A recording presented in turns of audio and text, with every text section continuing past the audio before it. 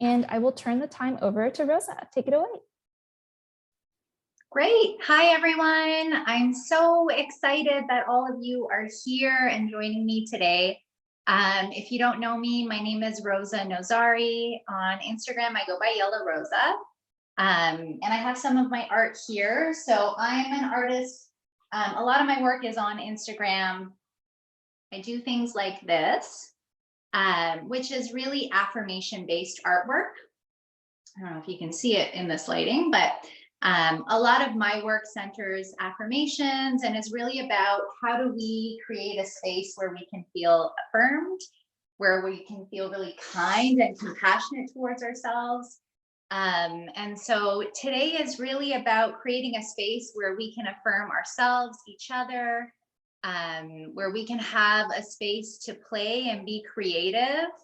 And really a space where you can start to explore and draw what feels really meaningful to you, what feels representative of the communities that you belong to.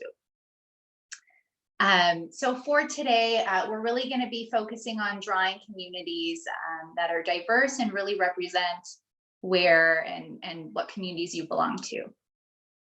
All right, so when I talk about diversity, I just want to define this a little bit and undefine it a little bit.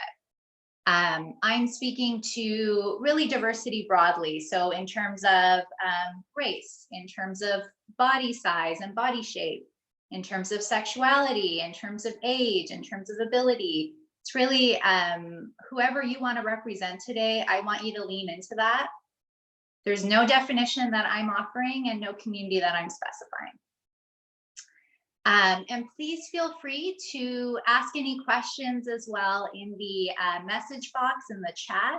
And I'm going to try to answer anything that comes up. And that can be anything from what I'm using and what we're doing today to how do you move from drawing something on paper to digitizing that. So it's an open space for you to ask anything that you want to ask.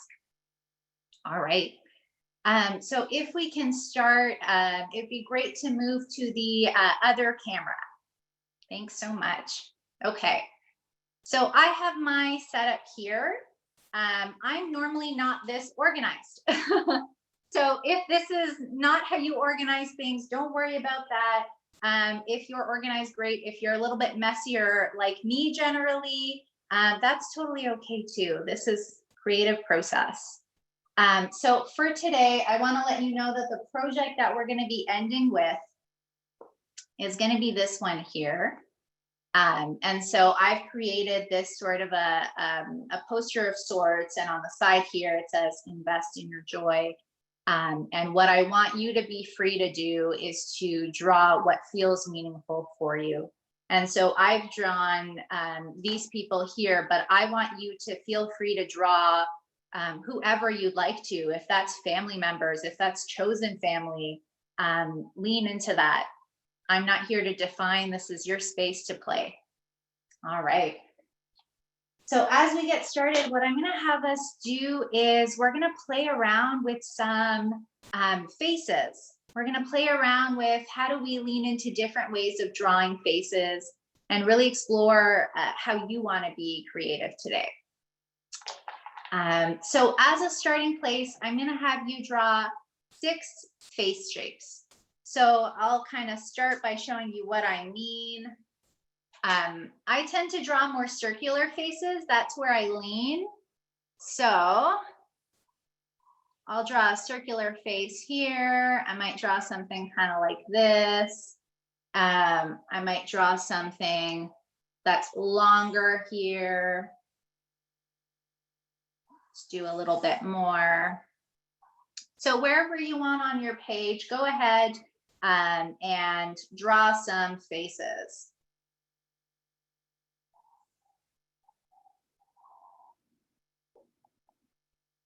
And I'll just give you a second to draw up some faces for yourself. We tend to kind of draw people that look like us. So if you notice that you're drawing face shapes that resemble you, that's totally okay. Feel free to lean into that as well. Some of us never really got the opportunity to feel represented in children's book, in any of the editorial work that we see. And so if this is a space where you want to feel represented and that's what you're here to do, please, please lean into that. This is a space for that. Hey, Rosa, can you let us know what type of paper and tool that you're using to draw with? Yeah, so for right now, I'm going to be using a Sharpie for this.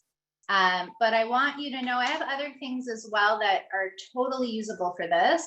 POSCA markers are really great. They have such great texture. Tombow markers are the same. They can be used for this.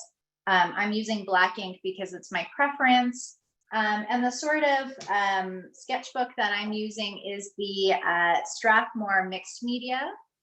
I find that the paper is a lot thicker, and that's what I really love about this, the texture and the thickness. I can do whatever I like, and I don't find it leaks onto anything. All right, so we're going to be sticking to a marker. For myself, I'm sticking to a marker. You can use whatever you'd like. And the next place we're going to go to is drawing. I like to start with eyes. So go ahead and maybe in the first one, draw the kind of eyes that you feel drawn to do often. So I'm going to create some division here and some differences. I have a style that's more, I would say, children's book style. I also have another style that's more editorial. So something you would more so see in magazines and newspapers. And then I have one that's a little bit more, like, I'm going to call it weird because I play around with things and I don't feel like it has to be the way that others draw. So I'll just call it weird for now. All right. So in terms of children's book style, when I think about that, I often think about kind of eyes as just dotted. So that's what children's book eyes generally look like for me. When it comes to more editorial work, I find that I do lean in more to specific eye shapes. And so I might kind of draw an eye shape typically lined this way. And I'll just finish that there. So in a lot of my art, the eyes kind of look like this, where I'll draw a wavy line, and that's where I'll start. And sometimes I'll draw the bottom of the eye as well, just to show that they're thinner. This is how I feel like I look, and so it's really representing myself. And then another way to do eyes is to be kind of bolder, more cartoonized, and I'll show you that here.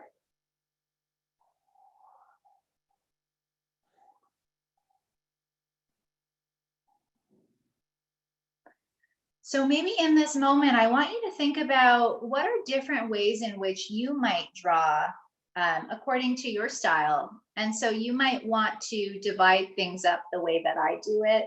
So in terms of children's book styles, more editorial work, and then more kookier, weirder ways to draw things, which I love to lean into.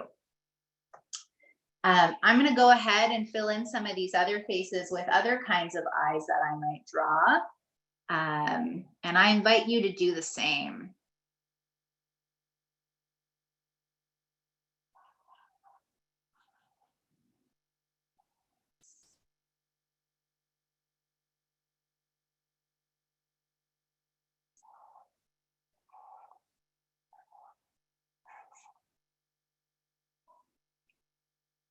All right, so those are my 6 faces. Now the eyebrows are where I feel like we can add some personality. And so for me, I'm a huge fan of bushier eyebrows. That's where I lean, but there's definitely different ways to do this. So a more simple eyebrow would just be a lined eyebrow, kind of like this. That would be more simple. Another style is to really line it out. So just kind of using short lines, if you can see that, there we go. You can use short lines to do eyebrows. I want you to think about your own eyebrows. What do those look like? How might you draw that for this? Another way to do eyebrows is squiggly lines. And so I might do that for this one. You can do bushier eyebrows, which I'm a huge fan of. That can be really curly and fun. There's really no one right way to do this. One of the things we want to be mindful of when it comes to eyebrows, and if you're playing around with this, is how do eyebrows change expressions? And so, for example, for this one over here, there's a really surprised face. We might draw the eyebrows up here. And for this one, I might want to make this person kind of like a little judgy, which is raised eyebrows is one way to do that. Okay. So I'm just going to move us forward into the next piece here as we're playing around with different faces, different ways to do this. The next place we're going to is the nose. And the nose is another place that can be so political. Oftentimes in storybooks, we'll see this kind of really small nose. It might look something like this. And so they're really tiny and they don't really reflect different cultures, different ways in which noses really do exist. And that this is not the only kind of button nose shape that exists. There's so many other ones. And so I'm going to show you some of the different ways in which we can do that. One way is to do something that's a little bit wider and flatter. That looks kind of like this. Another way to do that is to draw something that's a little bit more hooked, which is really common in my family, and I love that nose. Another way to do a nose is to draw something that's kind of really bold. So I might do this. I don't want to shy away from different nose sizes either, because I feel like there are so many ways noses can look. We can do kind of sillier ones in terms of just letting the hand line it and not being really specific, or drawing something that's necessarily real, quote unquote, in terms of proportions. And I'll just do one more here. This might be one that's a little bit kind of straighter, and one that I commonly use is just kind of something like that. And if there are any questions, please feel free to ask them about this as well. I can see things popping up in the messaging box. Rosa, we do have an interesting conversation going in the chat, and it might be a good time to speak about it if we give people a few minutes to catch up in the drawing. Yes. But we had a conversation about problems with cultural appropriation if an illustrator is publishing their work representing groups that they are not actually a member of. Do you have any thoughts on that? Yes, that's such an important question. So please correct me if I'm wrong, if I get the question correctly. It's a piece around cultural appropriation and feeling like the publisher or the artist who's drawing is drawing cultures and communities that they don't belong to. Is that correct? Yes, that's correct. Okay. Yes, that's such an important question. I'm so glad somebody names that. It is a really common and big issue in the industry, I feel, and that's exactly why I feel like we need more BIPOC illustrators, more illustrators who are diverse, and we need publishers who are willing to advocate for that sort of representation. It's so disheartening to see things like on International Women's Day, for example, books being published about really empowering women, and then to see that the artist is, for example, a cis white man. And so we want to make sure that if we're committed to showing women, for example, and showing women of color, for example, that we're actually using artists and choosing artists who represent that community, because when you're from that community, you see that community completely differently. And we want to make sure that those artists also get paid equitably to do that work. So I'm so glad that question was asked. Yes, I love that. Perfect, thank you. And we did have a few people who were joining late that were curious if you could show us the final product example again. Oh yes, absolutely. So the final product is this one here, which we're going to be moving to soon. So this is really it. But again, choosing folks that really represent people in your own communities is something that feel free to lean into. Yeah. All right. I also think I saw a few folks asking to slow down. I totally hear you, and I'm happy to slow down. And thank you for naming that. All right. So just as folks catch up, the next place that I'll take us to here is moving to the mouth. And so again, all of these features, they're so political, right? We often see small mouths, we see small noses, small faces, thin bodies. And this is a place to lean into your own face, the faces of people that you love, the faces of people in your own community.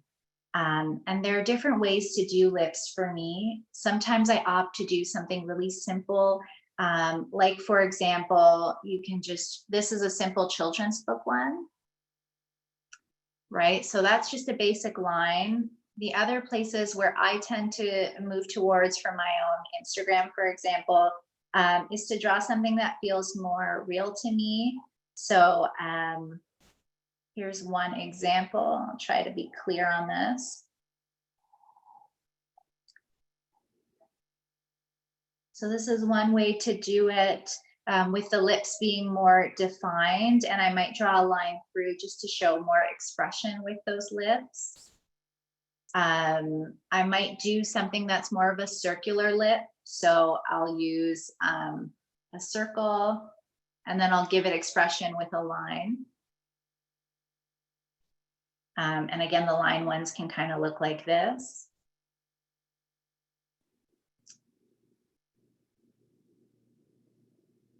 Here are some other ways in which I might do lips. I'll just kind of show them to you here.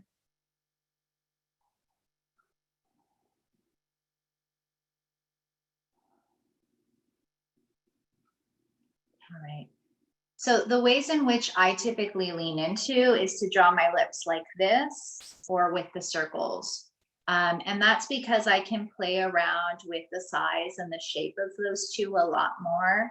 And I can create something that feels more representative of people that I see in my own life. So I want you to lean into looking at yourselves and again, people who you love, people in your own communities. Okay. I'm going to move us into this next piece here, which is where I feel like sometimes we don't really lean into this part, which is the adding of different textures, different additions, details on faces. So for me, what feels really important is to not shy away from certain details. For example, we might see in the world of art, whether it be editorial or children's books, that folks are very binary in the ways in which they draw. And so I don't shy away from, for example, someone who might look more femme like myself, having them also have a little bit of upper hair lip or more upper hair or upper lip hair. Just to show that people are not people who live within binaries. That's not human.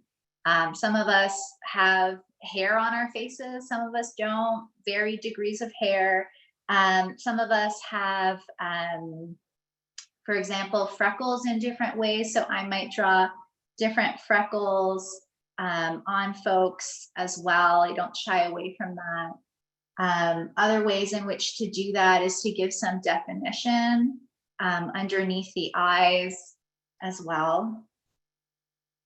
Other examples of different details to add might be, for example, I might add a nose ring here. That might give it more texture that feels more representative, for example, queer communities that I belong to, and that feels important for me. I might add makeup, for example. So this person here, I might line their eyes more to offer the look that there's liner there. And I've given this person more of a defined eyelid so that I can do eyeshadow, for example. We can do a ring on someone's eyebrows. We can show bags under the eyes, for example, because some of us are exhausted because capitalism is exhausting. So please feel free to add those details. So I want you to go ahead and just add whatever details you feel represent yourself or communities you belong to. Maybe an earring.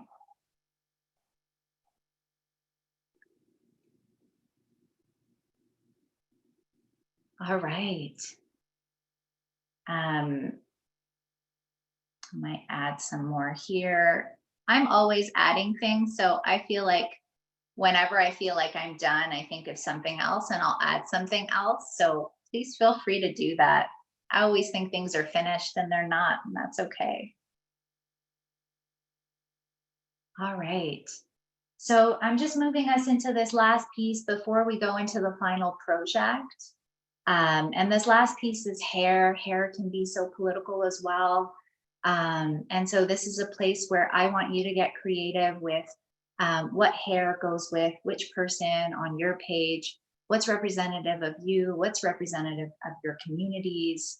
And so that might look like, you know, for this person, I'll give them a hijab, because I come from a family of folks who wear hijabs. I might give this person a hat, for example. This is just a brief moment to free draw whatever you like before we move into this next piece.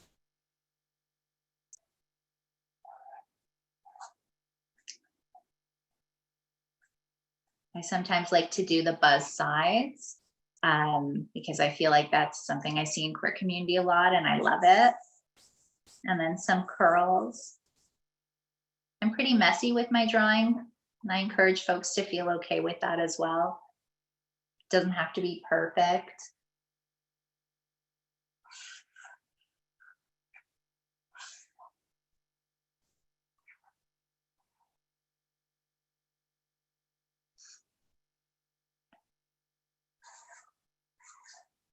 I let the hair kind of interrupt the face as well, flow into the face.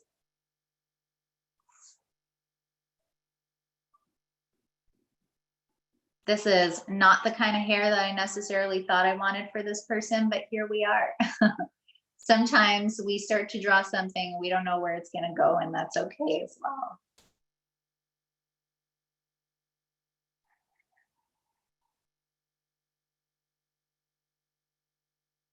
Sometimes I'll complete the circle on a face and I won't want to do that because of hairlines. And so I might interrupt that with some hair as well. So if that ever happens to you, there's no perfect way to do this. You can interrupt your lines.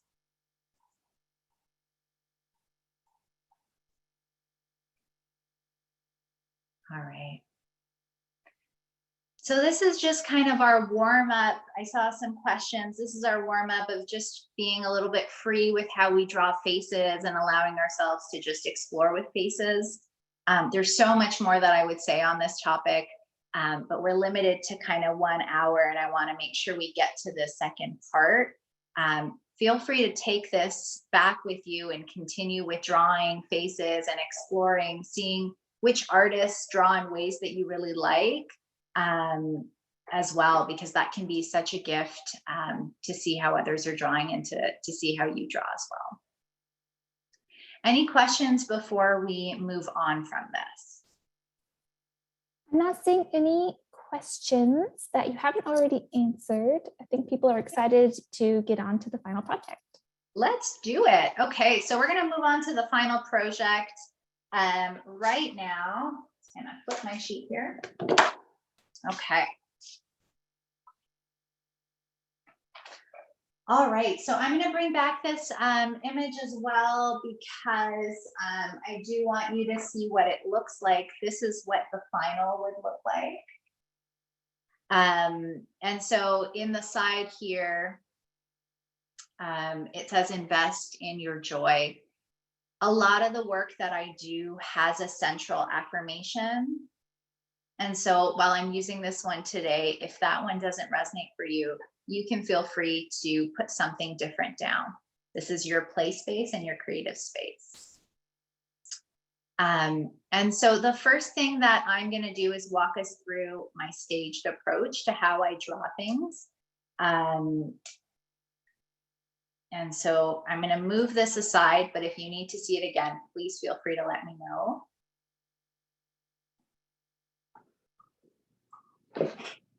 Additionally, I tend not to draw things exactly the same every time I return to an image. It might look different. And so it will be some variation of this, but I'm going to allow myself to be guided by how I'm feeling today. If the faces have shifted a little bit. Okay. So I start off with lining everything. The images that I tend to draw are very bold. They're often lined in black, whether it be editorial or for a children's book, it doesn't matter. I do it all with lining first. And so I'm going to be lining again with a Sharpie, but the POSCA is also really great for this. If you have access to the POSCA, and the Tombow works as well, really well for this. I'm going to see if I can put this kind of under the screen as well, because I can see some folks are asking for the final image. And so I'm just going to move things around. Here we go. So I think that will show you the image at the same time. Great. All right. So we're going to start with the lining of the foreground, which is the people who are at the front here. And this is where I want you to decide, do I want to draw these people here who have already been represented, or do I actually want to show myself and the communities that I belong to? I'm seeing some questions come in, so I just want to pause for folks to be able to engage. Yes, some people were asking if we're able to use a pencil or something other than a Sharpie. Oh, yes, that's a great question. So absolutely. I sometimes do use pencils, so you're welcome to do that. A pencil crown, a black pencil crown, whatever you prefer, you're welcome to use for this.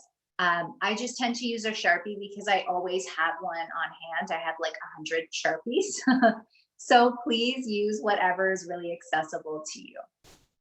Yeah. And then we had someone ask if you had a moment to demonstrate how you would draw a side view of a face, a side profile. Oh, interesting question. Yes. So maybe I can just go back for a moment and bring back the other image that I had here. So I will let you know that I find side profiles to be incredibly difficult for a lot of reasons. And so what I've tried to do is get out of my own perfectionism when it comes to the side view. So one way in which I'll draw a side view is I might show it not fully to the side. So I'll show you maybe two ways. One way is to draw it kind of like this, where I get the ear, I'll show kind of the cheek lining. And so I'll just quickly kind of draw some hair here. And this way I'll be able to draw the side of the face. So if, for example, I want this sort of a nose, I can show the side profile of that, and I can also show some of the eye as well. And so that's one way in which I'll do a side profile where I feel more comfortable with this. If I'm doing something entirely to the side, I'll kind of figure out how I want to do the forehead, how long I might want that. I'll take breaks with it because I'm slower with drawing the side profile.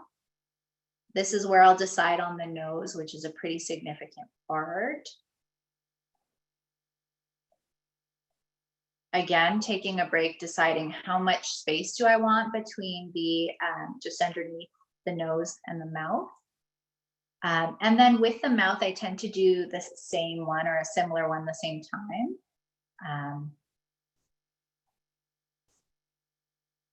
And again, even as I drew that, I wanna show you I didn't draw it perfectly because I tend not to draw perfect side profiles. And then I'll go into the chin and allow myself to draw the ears. The great thing about side profiles is, and again, this is where forgiveness comes in, you can draw hair in different ways that can be really forgiving. And so if I've drawn the eyes here, some eyebrows here, and I feel like the proportions aren't quite there, I might give this person some bangs, some wispy hair that can cover up wherever I feel like it's not quite what I wanted it to be.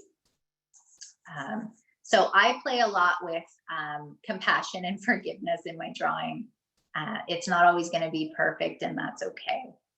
There's always ways to kind of add to it and make it feel like a good drawing for you and representative of what you want to represent. So I hope that was in some ways helpful for this one. Yes, thank you so much, Rosa. And I wanted to give you a little heads up that we are about 30 minutes through class. All right, so we're going to get going on this drawing then. All right, so again, we're coming back to these foreground folks. And this is where I want you to go ahead and start to draw and think about who I want to represent in this illustration. Allow yourself to kind of make mistakes on this drawing. There's no pressure to get it completely right. There's no right way to do this. So for me, I'll start with the center and I'll move out. So I'm going to start with this person right here, where I'll draw the face. And I tend to draw the bottom of the face because I'm often figuring out what I want the hair to look like. So I'll start there. And because I know there's going to be a child kind of on this person's back, I'm going to be drawing that in as well.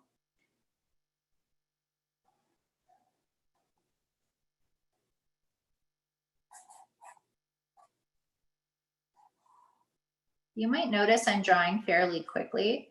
That's generally how I tend to go. And I tend to make a lot of mistakes. So I want to be really clear around, I tend to make mistakes and then I tend to fix it in the aftermath by making that just part of the journey as well.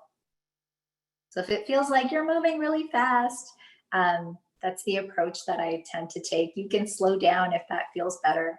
There's no pressure here.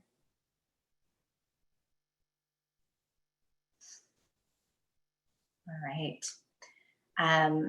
So I'm just, again, going to be just lining everything. You can see here that I've already kind of filled that line and I wanted to do a hand. Regardless, I'm going to go ahead and do a hand because sometimes we put lines where we didn't think we needed lines or we didn't want lines, and that's okay. All right, so I always do the face last, so just let you know that right now, because I'm always still deciding what the faces will look like.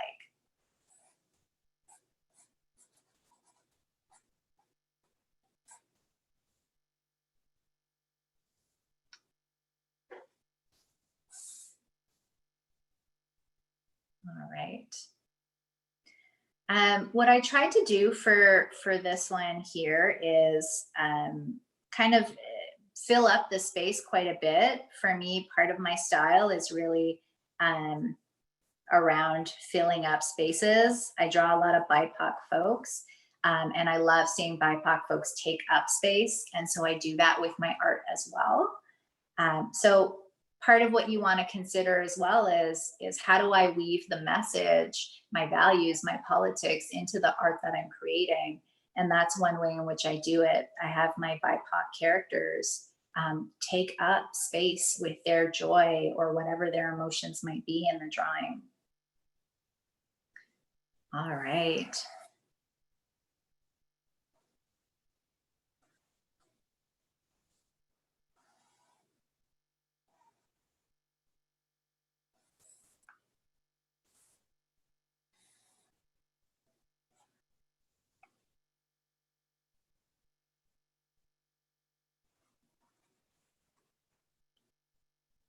I really love curls, so I'm doing a lot of curls. Rosa, we have a question in chat. Yes, go for it. What tips do you have to work around sizing the proportions of bodies and faces?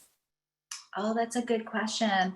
I love that question. So for me, I've been playing around a lot with sizing and proportions. And one of the things I've learned is that there's no one way to do proportions. And so oftentimes we'll try to get it perfect. And so what I'll do is I'll play around with it. For me, I try to kind of look at what other artists are doing. I'll look at children's books where the proportions feel like they represent what I want to represent. But I'm also, again, I bring in a lot of forgiveness and also a lot of my politics around bodies don't look one way and proportions don't look one way. And so some artists will do smaller heads, bigger bodies, and that's stylistically part of it. So I also play around with that. Smaller heads, bigger bodies. It's much more whimsical, and I love that style as well. For me, I try to also look at the folks who are in my community and what the bodies around me look like. What does my body look like? I practice a lot with myself. So a lot of folks noted in my Instagram, it feels like I draw myself a lot in different forms, and that's true. So I play around with drawing myself and seeing how that feels and whether that really represents my body. And I encourage other folks to try to do that. Look in the mirror and draw your own body and see how that lands for you. So I hope that's helpful.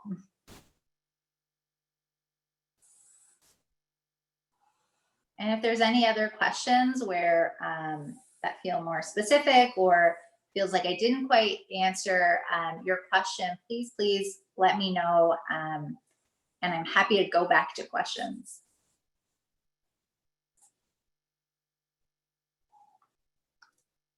We do have a question. Someone's wondering where they can find you on social media. Oh, yes. I'm on Instagram, and you can find me at Yalla Rosa, YALLAROZA.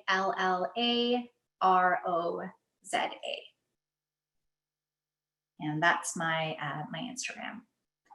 All right, so I'm just gonna finish up here with some last folks. If you're not there yet, don't worry, take your time. When it comes to beards, I really love just kind of being really free and wild with it. Untamed, that's the look I love, and I do that with hair as well. So feel free to play around with that.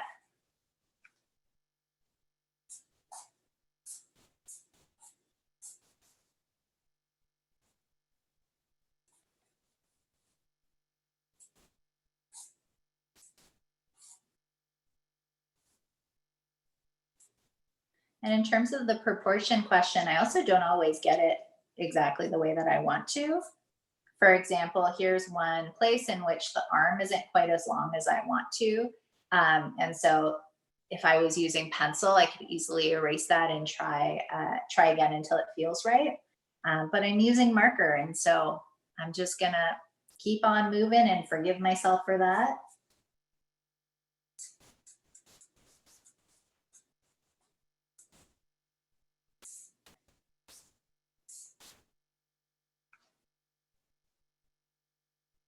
All right, so this is where I'm gonna go into some faces, and I'm really just gonna play around. They might not be the faces that are exactly there.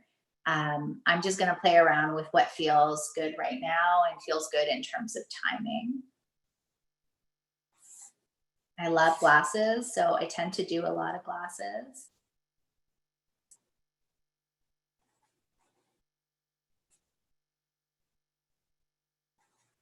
And again, this is a messier style of drawing. I love messy drawing. I find that it also tends to do well, just in terms of how others feel about it when it's not so neat and organized. As someone that does affirmation work, it feels really important that I'm not spending a lot of time on getting it perfect.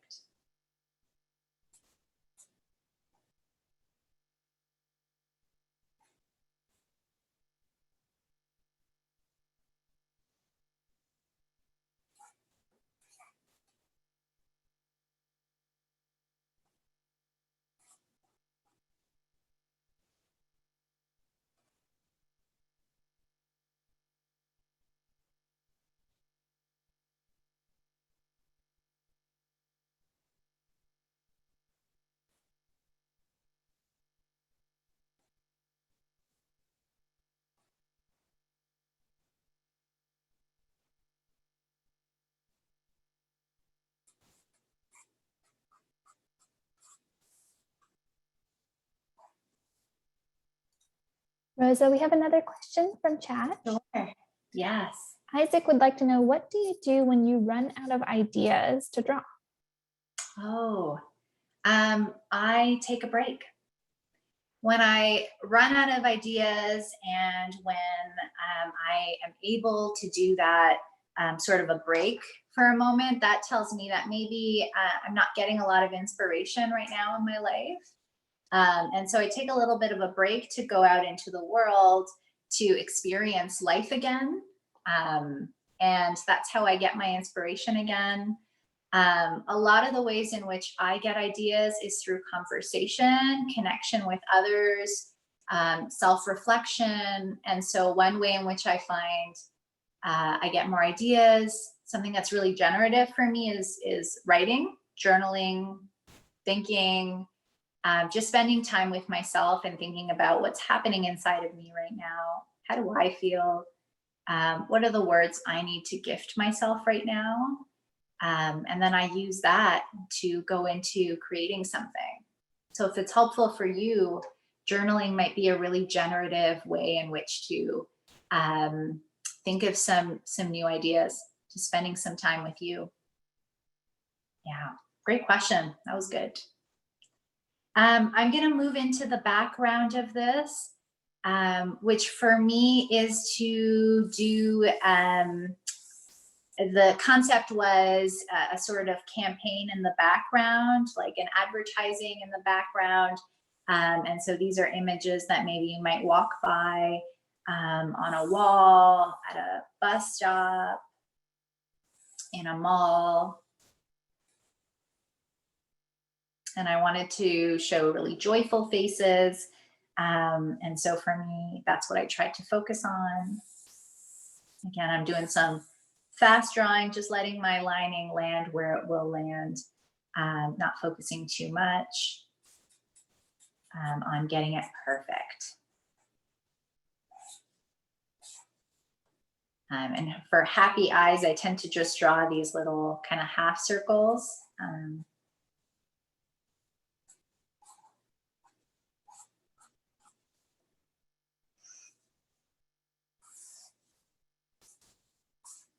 Again, these half circle eyes.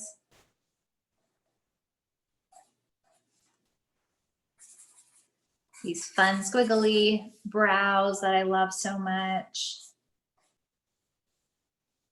And I'm just gonna have fun with the hair. I love curly hair.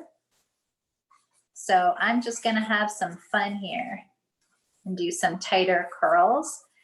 What can be really important and helpful is to learn, if you love curls, to also learn curl types. That can make it really more realistic and representative of various communities and different hair textures and types. because again, there isn't one way to draw curls either. So that can be important as well.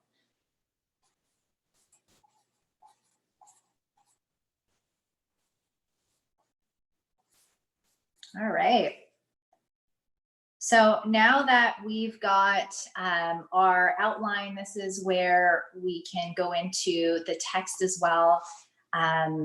I tend to be able to play around with text because I enjoy it. So if you're still on this part and you're just drawing your lining, no problem, just kind of stay with this. We're not going to move too far from this yet. I'm just going to put down some of the text, and I invite you to write it simply if that's what you have time for, creatively if you want to do something more creative. I'm just doing something that feels simpler to me, so I'm just going to write down the text real plain, but you can see here I played around more with it. So please feel free to go at your own pace. We're not going to move too far past this. I'm just going to write the text.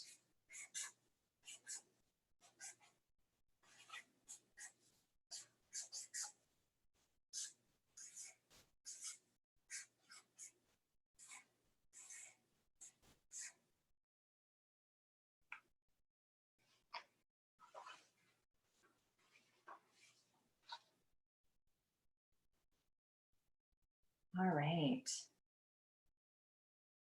And can I get a time count? Where are we at in terms of timing? Yes, we have about 13 minutes left. All right. Well, this is, if you're still on this, that's okay. This is the part in which we start to explore with pencil crowns. And so feel free to kind of continue with your lining if that's where you are. I also have drawings where it's just black lining, and that's what it is. And that's okay too. There isn't any sort of pressure to move beyond this. This can be your style as well. And that's great too. So at this point, I'm going to bring in some pencil crowns. If you have some, it'd be great to bring them out right now. I've separated out what feels like the colors I want to use. In terms of deciding what colors, I'm thinking about what feels joyful for me. I'm a little bit quirky, so I might just look at colors and feel like, okay, which one gives me joy? And I'll just pick from there. Some folks have a very organized way to do this. They'll look at the color wheel, they'll find which colors might go together. For me, it's really trial and error. I might have colors that totally clash, and I'm okay with that. I love that as well. I might have some really bold colors, and that's okay too. So feel free to play around. It's okay if they clash. This is your playtime. All right. So these are the colors that I'm choosing from Prismacolour. I find them to have a really lovely texture, so I go with Prismacolour, and I tend to layer on different colors. I find in terms of drawing folks from diverse backgrounds, layering is really important because you're not always going to get a set with the exact colors that you want. And I'll show you what I mean by that on this page. Okay. The other colors in which I'll be using for today are Tombow Markers. I think they're called dual brush markers, and they look like this. They have two ends to them, which can be really helpful. One is a thicker end, and the other is thinner. So I might use one end for lining something and the other end for more coloring in. All right. So I'm going to start with just playing around with the pencil crowns as we start, and what I'll do is play around with colors for the faces. So for me, I draw a lot of BIPOC folks as the center of my work, and so I'm picking a lot of browns for mine. All right. So just to start us off, if I'm just using this on its own, There are different ways to do this. So you might choose to angle yourself a little bit more to the side. And to start gently, just have that be lighter and then to layer on. So you can find your own style here, but you can just start off really light. Another way in which to do this, which is really my way as well, is I like to press harder because I like a bolder look. So I'll hold it a little bit straighter. So instead of this, I'll go this way, and I'll push down. And I'm not afraid to kind of push down on these pencil crowns because I love, love, love bolder colors.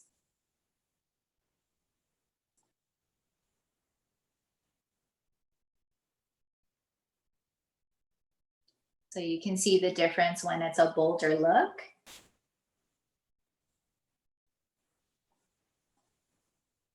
It's much darker. It's less toothy, which is the more textured look. And for me, this photo is better than the lighter look, just generally in terms of the art that I do with the black lining. It is easier to digitize when it's a darker look for my own work. All right. So I'm also going to show you what I do in terms of layering. And so I might start with something lighter.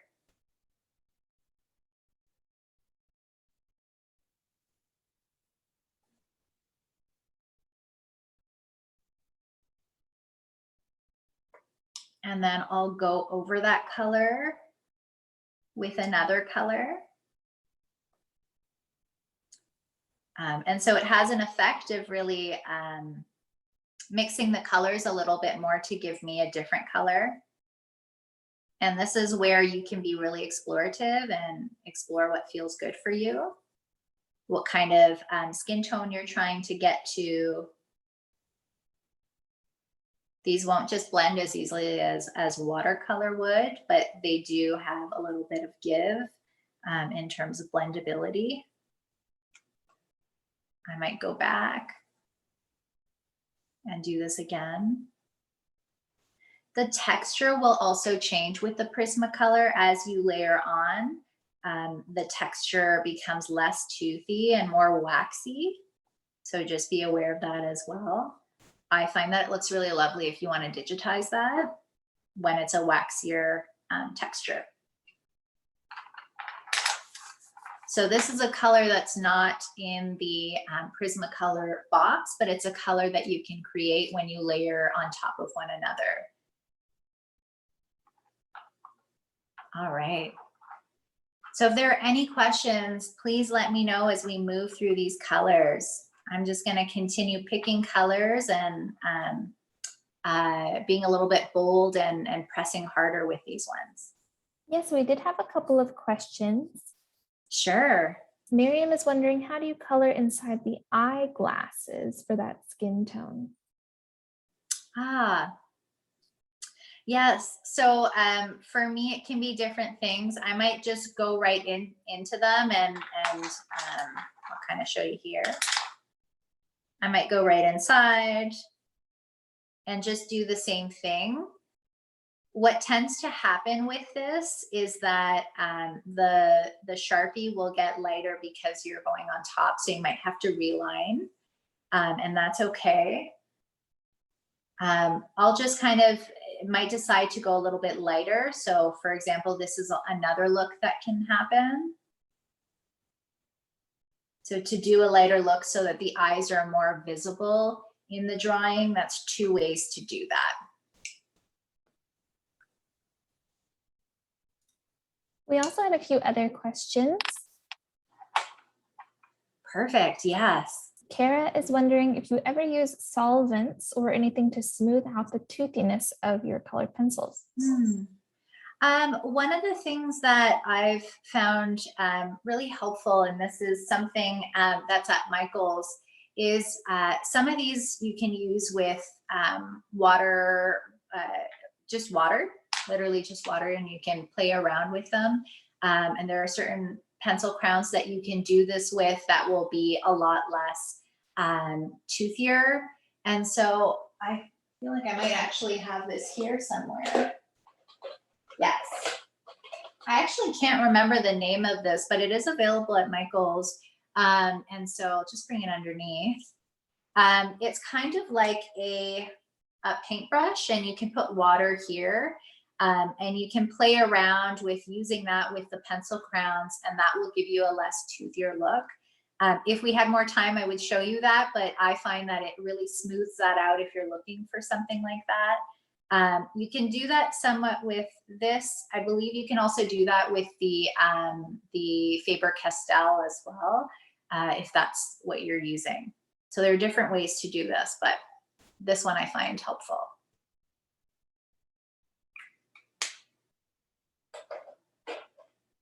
All right, I hope that was helpful. Any other questions? One last question. Someone said, thank you for class, I'm loving it. You mentioned digitizing your art. What programs or lighting do you use to digitize? Yeah, so in terms of digitizing, what I tend to do, and I love this question because it's something I've really been thinking about a lot. I tend to just take a photo really simply on my phone. So I'll find a place where there's I'll play around with natural light, or I'll use more of a ring light to see how that might look. And the program that I tend to use is Procreate, and I just upload it onto Procreate. And from there, what you can do is either use the image that you actually already have and cut and paste with that image. Another thing that you can do that sometimes I like to do is to reline the work in in Procreate. So I could take this image, move it into an app like that, and just go ahead and reline that to bring out the colors again. You can also play around with the saturation on the app itself, so that there isn't too much additional work. But that's one way in which you can do it that's really low cost, low budget, and pretty easy to do as well. It's a great question. Thank you. All right. So in terms of what folks are wearing, I just want to name that I'm picking colors that feel joyful for me, designs that feel joyful for me. So that can be more flowy clothing I love. I love stripes, polka dots, things like that. So I want you to just go ahead and draw whatever you like into the clothing that really resonates for you. That's also a space where you can step into around what clothes do people in your community wear as well. So please feel free to play around with that. And for when there's a lot more space to cover, I tend to draw more using a side approach like this, and I'll just be a little bit messy with it and really go for it.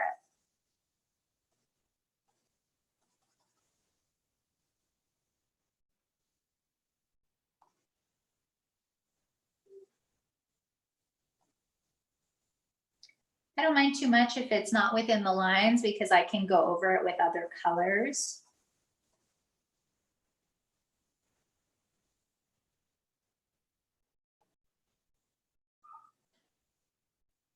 I enjoy movements that are not so restrictive.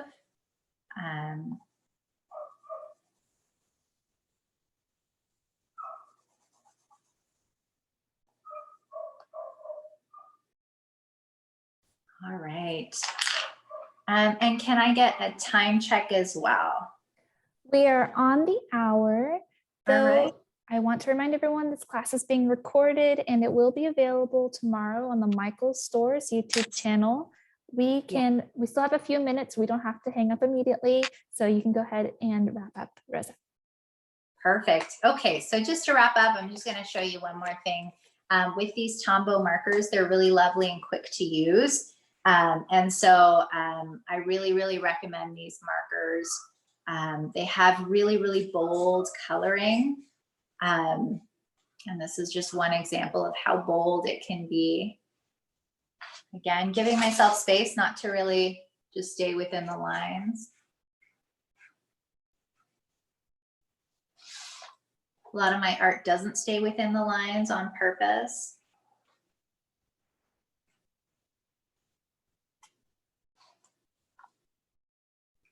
So you can see it's super bright. So if you're looking for images that are really, really bright, this can really do that. And it also photographs great if you're looking to digitize your art. And I hope that you continue to just go ahead and fill this out to whatever degree feels good for you, because it's really about where you want to take this. It could be partially colored, fully colored. This is your play space to do what you like with this as well. And I'm going to go ahead and just quickly color in some of these pieces to give you a sense of what this might look like. And if there are any final questions, please feel free to ask before you go. I do want to read off some of these comments. Sure. We have Myra says, thank you very much for this wonderful and inspiring class. Love from California. Oh, great. Thank you so much for coming. B says, I have 2 of your drawings and they are nourishing and affirming. Pleased to see your process. Oh, thank you so much. So glad that you could make it. Midori says, thank you so much. This has been so fun. Great. I'm so, so glad. So, so glad. Kara says, thank you. This was wonderful. Good. Thank you so much for attending and giving yourself time to be here. Niti says, thank you so much. Very inspiring. Oh, great. I'm so glad. We just have so many big thank yous. People seem to really enjoy the class. Oh, good. So glad to hear that.